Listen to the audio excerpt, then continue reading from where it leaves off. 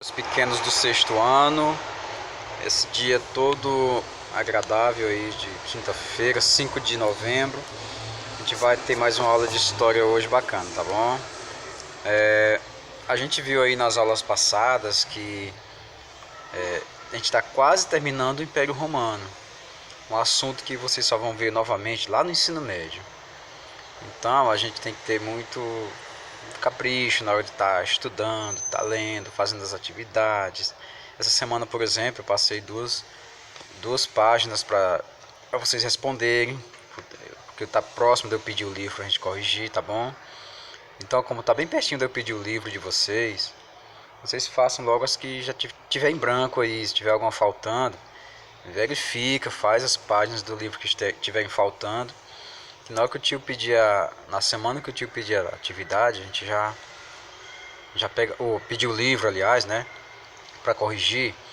Você já tá quase todo no ponto, né? A gente dá o visto ali direitinho, colocar a nota, né? Então, hoje, por exemplo, a gente está na página 131, só naquela parte de curiosidades sobre Jerusalém, né? A gente sabe que o Império Romano ele dominou aquela região todinha ali, ó. Aqui a gente pode imaginar que o Império Romano começou bem aqui, ó. Vou pegar uma tinta melhor, bonitinha. O Império Romano começou aqui, ó. Aí ele se espalhou por aqui tudo, ó. Ele foi se espalhando por aqui, né? Pela Europa, né? Ó. O Império Romano se espalhou pela Europa. O Império Romano acabou chegando aqui na Ásia, ó. Ele se espalhou pela Ásia também, que é a região da Galileia e que hoje nós chamamos de Israel, né? E a capital é Jerusalém, onde Jesus teria andado muito, né? Jesus teria se comunicado com seus discípulos, ensinando aí o povo, né, a fé. O Império Romano também invadiu aqui essa região do norte da África. O Império Romano desceu um pouquinho para cá também, tá bom? O Império Romano ia buscar seus escravos aqui também, para ser gladiador lá nos coliseus, lá nos estádios, né?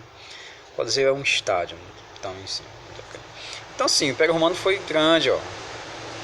Só isso aqui é o mapa da Itália. Essa botazinha que tem bem, essa pontinha aqui é o mapa da Itália hoje.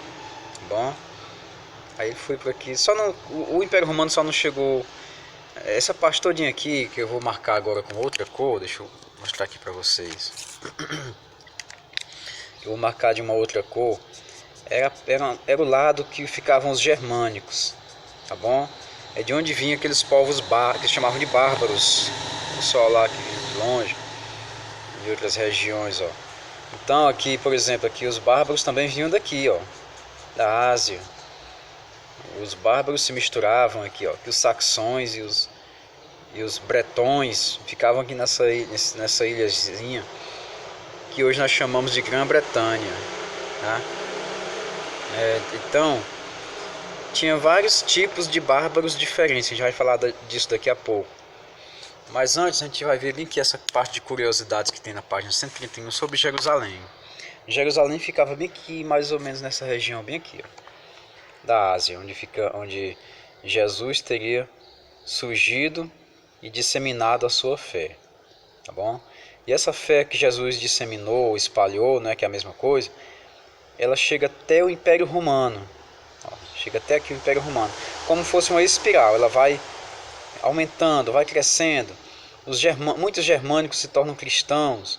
Muitos soldados romanos que ficavam nas fronteiras aqui se tornam cristãos.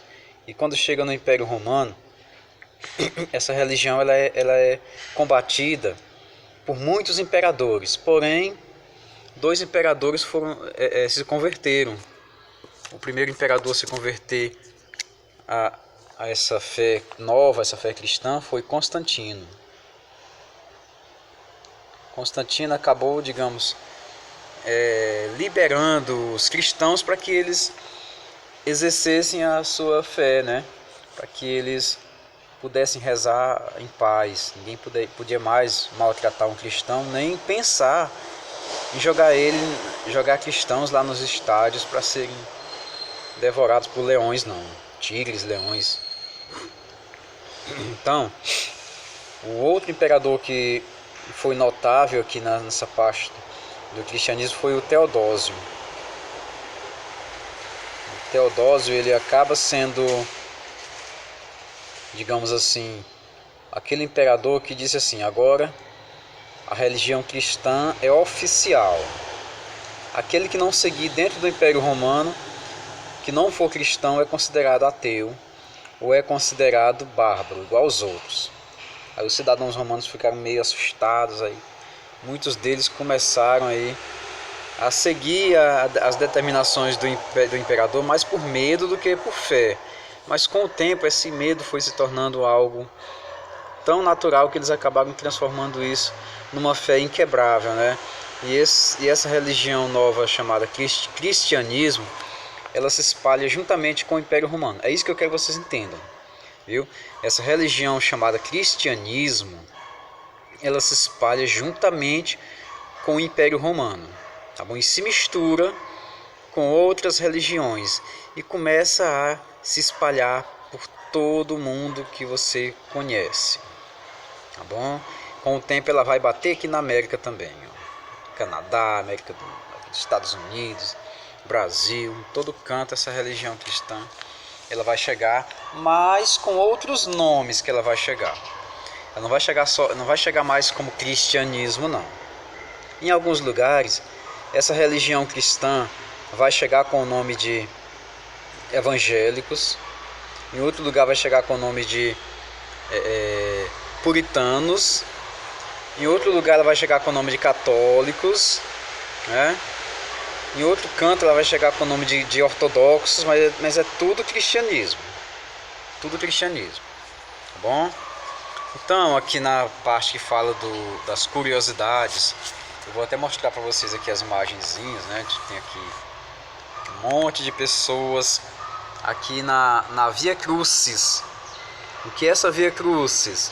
É o local onde supostamente Jesus teria passado carregando a sua cruz. Todos os fiéis agora têm uma cruz para carregar, para pagar a promessa, para agradecer uma graça alcançada, né? Para dizer assim: nossa, o cristianismo tem uma coisa divina no cristianismo, né? Chegando lá, a pessoa tem muito turista nessa região, e é uma região que passa muito árabe, muito judeu, muito cristão, tudo misturado naquela região ali. E não é só, simplesmente, não que um árabe vá carregar uma cruz, não é isso que eu estou dizendo, não é isso que eu estou falando. Nessa região aqui onde fica a Via Crucis, circulam muitos árabes, judeus e cristãos na mesma região. Agora, para a Via Cruz só vai os cristãos, o pessoal que acredita em Jesus. Chega na portinha lá, tem um cara lá com um monte de cruz ali, você aluga uma cruz. Quanto é, fulano? É tanto. Então aqui essa cruz. Aí vai lá, na saída lá tem um rapaz para receber. Aí o cara paga ali uma cruzinha ali, leva para carregar, né, e tal. Chega lá, reza, agradece. Foi o local supostamente onde Jesus teria carregado a sua cruz, chamada também de Vila Dolorosa. Bom, isso fica onde, professor? Fica em Jerusalém, hoje, capital de Israel.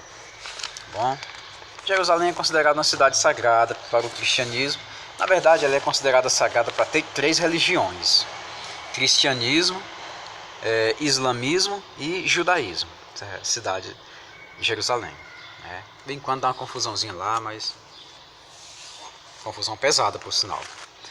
O primeiro flagelo, aqui são as coisas que vocês vão ler em casa, né? Onde vai mostrar que o primeiro flagelo marca onde Jesus teria sofrido os primeiros açoites, quer dizer, os soldados romanos teriam batido muito ali em Jesus, né? Eis o homem, só uma parte do portão em forma de arco, erguido durante o Império de Adriano, resistiu ao tempo. Parte desse atravessa a Via Crucis, né? Entre a segunda e a terceira estação. E o outro pedaço faz parte da estrutura da capela Etiomo, né? Em latim. Ou seja, eis o homem. Refere-se ao momento em que Pilatos teria apresentado Jesus à multidão e diz assim: vocês querem condenar esse homem? Olha só, olha o tamanho do cinismo dos romanos. Pilatos disse: vocês querem condenar esse homem? E todo o pessoal soltem Barrabás e crucifiquem Jesus, não sei o que. O pessoal começou a colocar a culpa nos judeus, né? Mas quem tinha o poder de julgar naquele tempo eram os romanos, né? Eles que mandavam naquela região todinha. Enfim, há uma verdadeira polêmica em relação a quem é o verdadeiro responsável pela crucificação de Cristo. O rei dos judeus, e Maria chorou, né? O sudário, que é uma peça que teria envolvido Jesus depois da sua crucificação, é um pano, né? Um pano. O pessoal acredita até que esse pano, o pessoal tenha guardado ele lá na Itália, tá? Guardado lá na Itália, numa das igrejas. O Santo Sudário, né? A Cidade Velha, que é a cidade os bairros mais antigos de Jerusalém. Mercado Árabe, como eu falei para vocês, eles também circulam naquela região. Santo Sepulcro, né? Lugar onde Jesus teria sido crucificado e enterrado também. O altar de Jesus Cristo. No segundo altar da igreja de Santo Sepulcro ficava o Calvário, que essa é a igreja. A igreja é onde teria sido construída, supostamente construída no local onde houve a crucificação. Naquele tempo era comum o pessoal crucificar as pessoas. Os romanos faziam isso muito demais, né?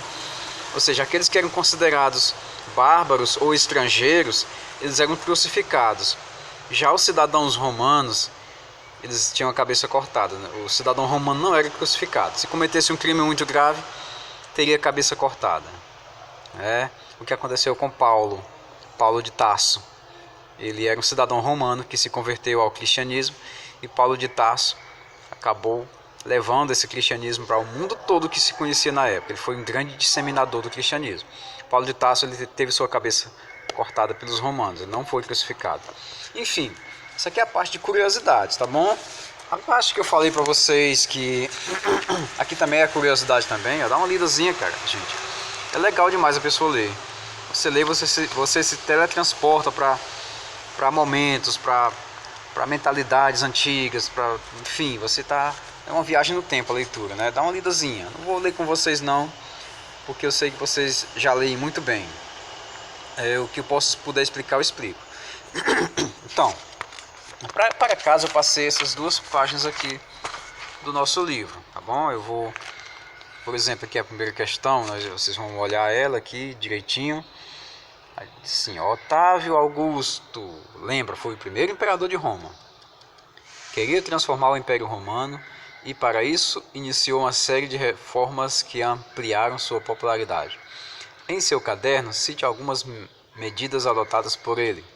Como pede em seu caderno, você pode muito bem pegar um pedacinho de papel com um post-it, por exemplo, responder e colocar no livro, colocar assim, primeira questão, né?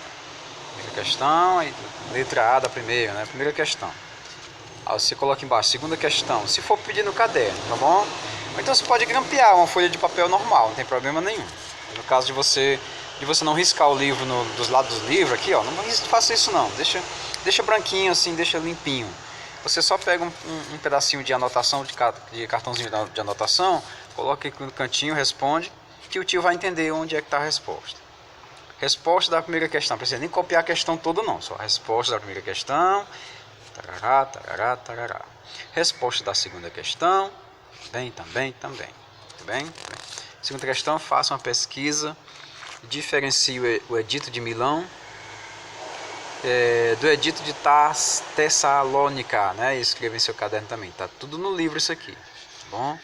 Foi quando o pessoal começou a dividir os reinos aí em duas partes, enfim. O Edito de Milão na verdade foi a liberdade de expressão dos cristãos, né? Foi quando Constantino falou que eles eram livres agora para exercer a religião. Existe toda uma mística a respeito desses editos aqui, né? Constantino estava numa guerra, não conseguia vencer os bárbaros e acabou à noite sonhando com Jesus, né? E a partir daquele momento ele carregava o símbolo do cristianismo, que era a cruz, o tempo todo. Ele acabou começando a vencer batalhas, enfim e tal. É toda uma história mítica a respeito desse edito de Milão, né?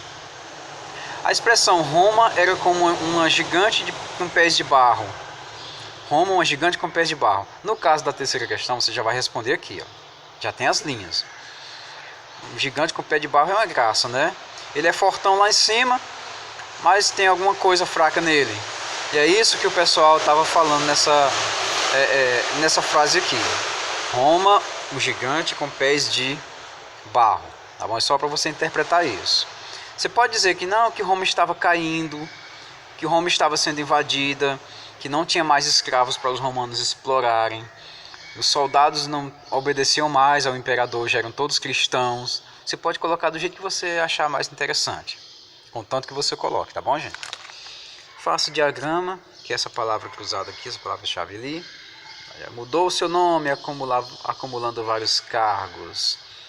O primeiro imperador de Roma, você vai pensar quem era o primeiro imperador de Roma que mudou o próprio nome para Otávio Augusto. E acabei dizendo a resposta. A 2. Como Jesus era visto pela maioria da população pobre. Você vai, eita, será Cristo? Será Salvador? Será Messias? Tente imaginar e colocar o que couber lá nos quadrinhos. Que não vai dar conflito com outro quadrinho, não. Todos são assim na vertical, tá bom? 4. Aliás, 3, né? Eram constantemente utilizadas para desviar a atenção da população. Tá muito fácil, viu, gente? É aquela política velha lá, que o pessoal ia só para os estádios assistir gladiadores, comer sopa de graça, comer pão velho de graça, viu? É o nome daquela política lá que você vai colocar. 4. Quem assiste a aula direitinho não vai ter nenhuma dificuldade nesse tipo de coisa, que isso aqui tudo já foi comentado. Quem não assistir a aula vai ter que ler o texto umas 2 a 3 vezes, tá bom? 4. Não aceitaram as pregações de Jesus, pois esperavam uma outra pessoa. Quem eram? Os árabes, eram os armênios, eram os judeus, eram os cristãos. Tentem colocar lá também. 5. Política de Otávio Augusto para conter os conflitos internos e externos. Foi um momento de paz. É a única dica que o tio pode dar para vocês agora. Foi um momento de paz, tá bom? 6. Após a morte de Jesus, os discípulos propagaram suas ideias, fundando uma nova religião, atualmente uma das mais importantes do mundo. Você vai dizer qual é a religião dos cristãos. Caramba, né? Tá difícil demais isso daqui, nossa. Muito bem. 7. Os governantes não gostavam das mensagens de Jesus, pois atingiam uma camada social potencialmente perigosa. Eita, menino. Olha só, essa questão é interessante. As mensagens atingiam pessoas que os poderosos achavam perigoso. Quem eram essas pessoas que eram atingidas pelas mensagens de Jesus? Né? Jesus falava para quem? Quem mais seguia Jesus? Eram ricos? Quem era que seguia mais Jesus? Ah, professor, eu sei, eram os romanos. Não eram os romanos não. Tentem descobrir. Que na próxima aula a gente comenta da 5ª em diante, tá bom? Por enquanto ficamos por aqui. A 4ª questão da cruzadinha. Próxima aula a gente comenta. O que vocês puderem fazer em casa, vão fazendo, que é muito importante que vocês terminem esse livro, tá bom? Então, bom dia, se cuidem, usem máscaras. Fiquem com Jesus. Tchau, gente.